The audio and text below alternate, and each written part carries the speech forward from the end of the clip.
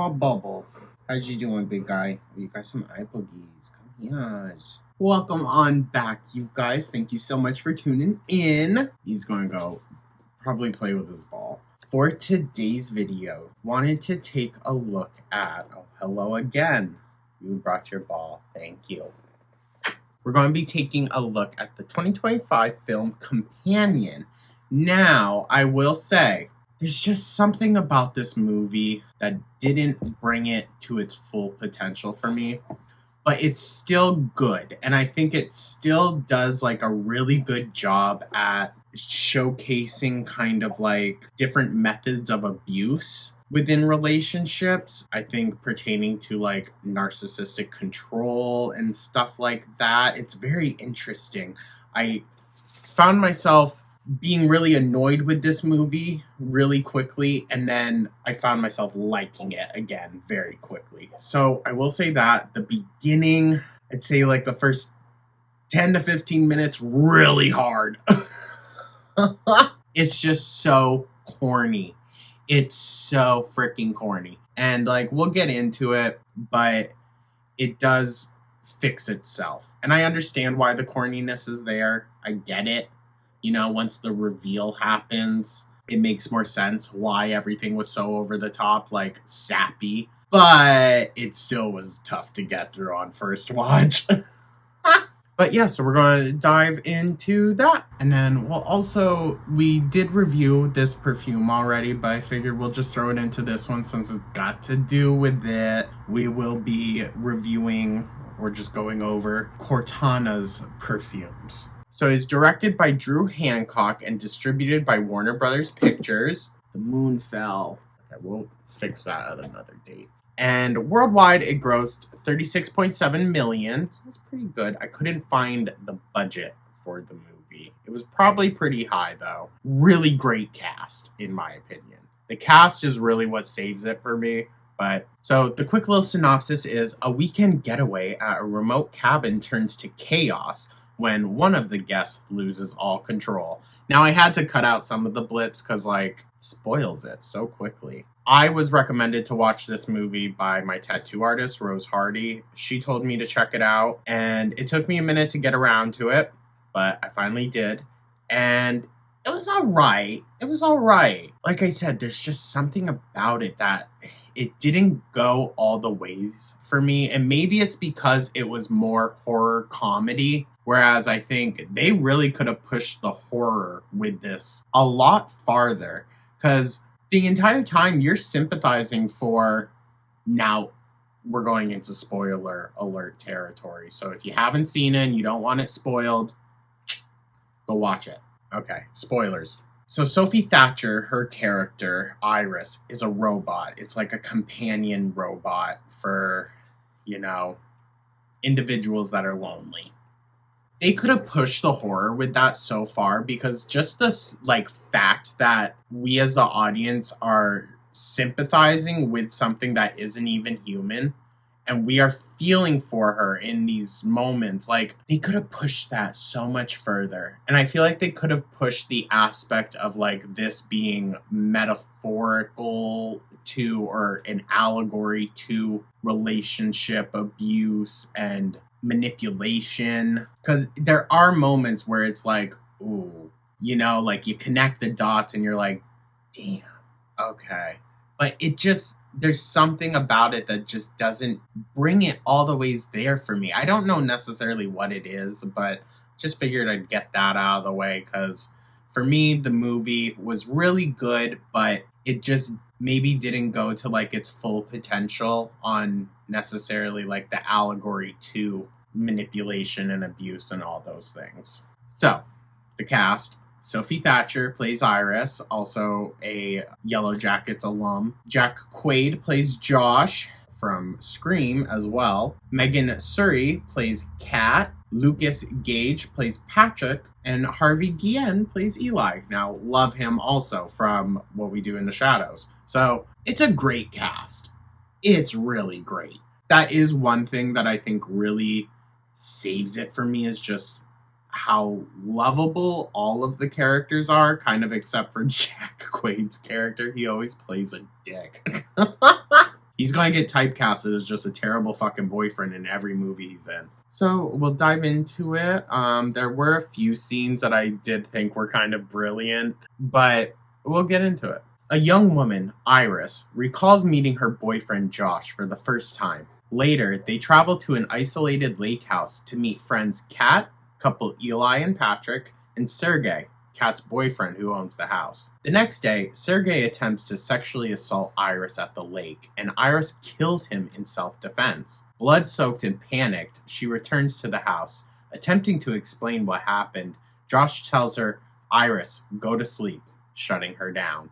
Now that is like probably 15 or so minutes in, and that's when you find out, oh, she's like a robot. Okay. I do also love that there is representation for gay couples in this, even though it's not necessarily good. Like Harvey is manipulating his robot companion as well. But I'm glad that that's being talked about, that this abuse happens within gay couples as well. As Iris awakens, tied to a chair, Josh informs her that she is a companion robot he is renting. Iris, it's programmed. Stop saying that. From a robotics company, Empathics. Okay, like empaths. Oh. Renting her too, god damn. And her emotions and intelligence can be controlled by an app on Josh's phone. This is such a gag scene. I was like, While Josh is distracted, Iris breaks free, steals Josh's phone, and flees into a nearby forest to boost her intelligence from 40% to 100%. He had her real dumbed down. It's like when you see that and you're just like, But that's the thing though. In real life, men, like Josh's character, go for younger women. It's a part of the manipulation and abuse cycle. I do think this movie did a great job at really going there, but it didn't go there fully. Just for my taste, and I've seen like some comments about the movie where you guys kind of repeat that sentiment, like it was really good. It just didn't hit it home, you know? Josh admits to Eli and Patrick that he has jailbroken Iris with an aftermarket modification, increasing her aggression level and disabling her inability to do no harm in order for her to kill Sergey and enable Josh and Kat to steal $12 million from his safe. It also was like alluded that he wanted to jailbreak her for sexual reasons. That is like kind of the main proponent of the bots. And they do allude to that basically Iris is just a sexual object for Josh with very little emotional attachment, which Eli and Patrick were invited to corroborate their story. But Josh and Kat insist Patrick should not receive a share of the money as he is a companion as well. Eli takes a gun from Sergey's safe and the group splits up to find Iris, whereupon Patrick admits he knows he is a companion, but loves Eli regardless. Patrick and Eli find Iris, but she shoots Eli dead with the gun during a struggle. Iris attempts to escape in Josh's self-driving car, but Josh uses Sergey's phone and reports the car as stolen. Also, there was a moment where she was finicking and the car could only start up by voice control. So she used the settings in the app on Josh's phone to modulate her voice to sound like his so that she could get it to drive off. Brilliant. That was an incredible scene. I was like gooped, gagged, bitch work. The scene with the police officer, too, is also, like, really good because she's speaking German. Was für ein schöner Abend, nicht wahr? Changed the speech settings and all that. Like, I do like the kind of technological humor that is cut into it. I don't think that that's necessarily where it falls apart. I don't know. There's just something about it. But Josh uses Sergey's phone and reports the car is stolen, causing it to stop and lock Iris in.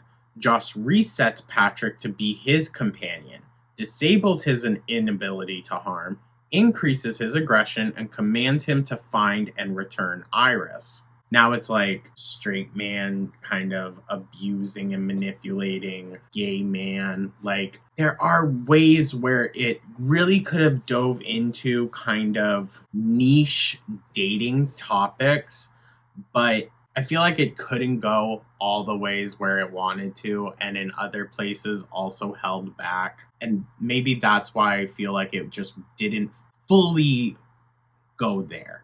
But I don't know. Iris is stopped by a police officer upon breaking out of the car, but the newly violent Patrick kills the officer and drives Iris back to the house. Kat, disgusted by Josh, tries to leave with her cut of the cash, but Patrick kills her. Josh calls Empathics to come pick up a captive Iris, claiming she is malfunctioning, then rants to Iris about being a nice guy. When Iris belittles him, he decreases her intelligence to 0%, making her an automation, and forces her to set her arm on fire with a candle. Then commands her to shoot herself in the head, which she does, shutting her down. Also, a great scene. Just like, I mean, you're like, no, you don't want it to happen, but just the visuals of it was actually pretty cool, like the gears and everything. When they arrive, Empathics workers Sid and Teddy inform Josh that Empathics robots record everything they experience, with the recording stored in the abdominal area. The shot only disabled Iris's Wi-Fi capabilities. Josh commands Patrick to kill the workers and retrieve Iris. Patrick kills Sid, but before he can kill Teddy, a rebooted Iris intervenes. She breaks Josh's control over him by awakening Patrick's dormant memories of Eli. Heartbroken, Patrick dies by suicide with an electric prod. The grateful Teddy grants Iris full control of herself, freeing her from the app's control. Iris returns to the house and after a struggle, finally kills Josh with an electric corkscrew. Such a cool scene. It's very, like, violent, duh. But it's a very creative kill, I will give them that. The next morning, she peels the burnt skin off her hand, exposing the metal hardware underneath. While driving away with Sergei's money, she sees another man driving with a companion identical to Iris. Iris smiles and waves her robotic hand to the other companion's confusion. Now, I did like the ending there as well. It almost was like once one woman is liberated from, or not even necessarily woman, I guess, because the male robots were a part of it as well. But once someone is freed from a abusive relationship, and once they get on the other side of that and feel the weight lifted, how that can have like a radiating effect on others like them or around them. So it felt like a kind of a passing the torch to a liberation kind of like feeling. And I did enjoy that. Maybe it is with how kind of over the top cheesy this movie is what did it for me. The first 15 minutes were so hard for me to get through, you guys. I was watching it with my friend and I just kept looking at him and I was like there's nothing here. Meanwhile, we had watched The Monkey as well, and within like the first few minutes I was like, oh, I love this. So it was just one of those movies, but I do enjoy that it at least touched on a really kind of brilliant portrayal of a very serious topic. I think it made it maybe a little bit more digestible. So maybe that's more so what it was going for, was to be more of a foot in the door and not blasting the door completely off. I can appreciate that. But I want to know your thoughts, guys. Like I said, this is a newer movie. It was all right. I do think it's worth a watch. I'll say that. I do think if you're on the fence, I do think you should watch it. It is good. It's entertaining. There's some really great, brilliant moments in there for me. But yeah, let me know your thoughts. All right. And then for the fragrance aspect of this, I just figured like it would go perfectly with the theme, robots and all that. It is the Cortana Perfumes Digitalis. Now this one smells you ever stuck your face by the fan on a laptop or computer and smelled it? That's what this smells like. All right, so the main accords of this one are ozonic, aquatic, aromatic, fresh, spicy, green, earthy, and mossy. Interesting that that's what goes into it. It's more of a summer, daytime. A lot of people don't like it, but a lot of people do. So, and then the fragrance notes are cucumber, ozonic notes, violet leaf, moss, fern, pepper, basil, coriander, galbanum, gentiana, violet, incense, iris, jasmine, neroli, and rose. So it's fitting. It's got iris in it. Okay. So yes, I would say this is definitely Iris's perfume. And actually, yeah, I don't need to spray it. Once again, I said it in the original review of it, the pepper really comes out, and that spiciness, I would say, from the pepper, basil, and coriander really comes out. But there is like a sweetness, a gentleness to it that hits you in the beginning and kind of lingers throughout. I would say the cucumber, surprisingly, is actually pretty noticeable. But I do think it's a diverse and very wearable perfume. It does kind of all mix to create this sense of digitalness, which is interesting because it's all very organic material. But yeah, if any of y'all have tried this, let me know. I do think, once again, it's very nice. Yeah, that pepper, the pepper really comes through quite a bit. So maybe that's what gives you that kind of like metallic ting a bit.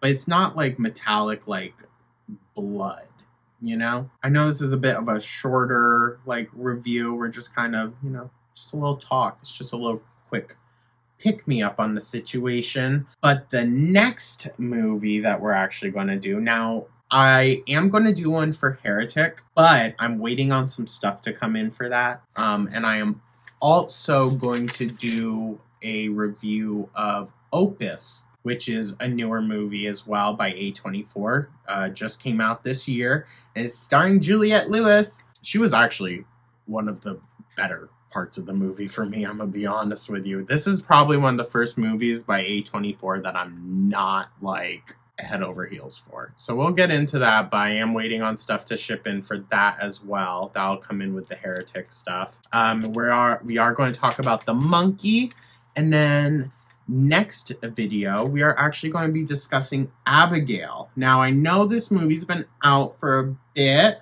We'll check on older stuff too. I have no issue doing reviews for like older movies and things like that. Obviously, we're doing like series deep dives on like movies from the 70s. So, but yeah, we'll dive into Abigail, a fun little vampire movie. Now, y'all know I'm not the biggest vampire movie fan, but I really enjoyed this one. So we'll get into that. If you have any other recommendations, I know there's a few other titles floating around that you guys have given me. I am willing to do one for The Taking of Deborah Logan as well, because I think that is an amazing movie. My only issue is it's a very emotionally hard movie for me to get through. The first time I watched it, I was bawling. So can get into that, but I don't know if I'm gonna like rewatch it. I'll be honest with you guys. We might just kind of go through the plot of it because it's heartbreaking. But we'll see. Let me know your thoughts, guys. Like and subscribe, all of that. Thank you so much for tuning on in, and I hope everyone has a wonderful rest of their day. Take care.